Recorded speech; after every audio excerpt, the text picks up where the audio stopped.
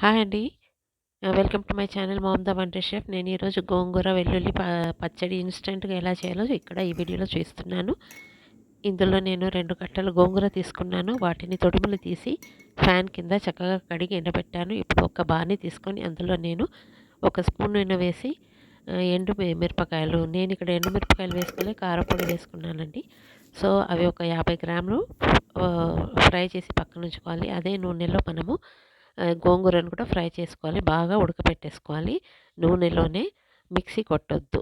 తర్వాత ఇంకొక కడాయిలో మనము ధనియాలు ఒక స్పూను, కొద్దిగా ఒక 5, 6 మెంతులు మరియు ఒక స్పూను జీలకర్ర మరియు ఒక స్పూన్ ఆవాలు దోరగా వేయించుకొని దాన్ని పొడి చేసి పక్కనుంచుకోవాలి. దీన్ని మనం ఇప్పుడు గోంగూర బాగా మెత్తగా ఉడికినాక అందులో ఉప్పు, కారం, పసుపు వేసుకున్న తర్వాత ఈ పొడి చేసిన ఈ ధనియాలు, జీలకర్ర పొడిని కూడా అందులో వేసేసుకోవాలి.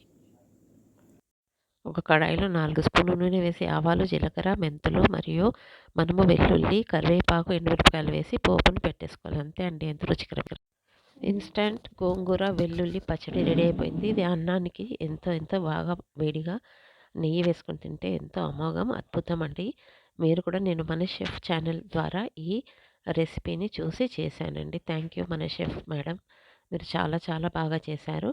సో, నేనిది అన్నంలో కలుపుకొని టేస్ట్ చేసి మీకు ఎలా వచ్చిందో నేను నెక్స్ట్ వీడియోలో చూపిస్తాను. అంతవరకు టేక్ కేర్ అండ్ బాయ్.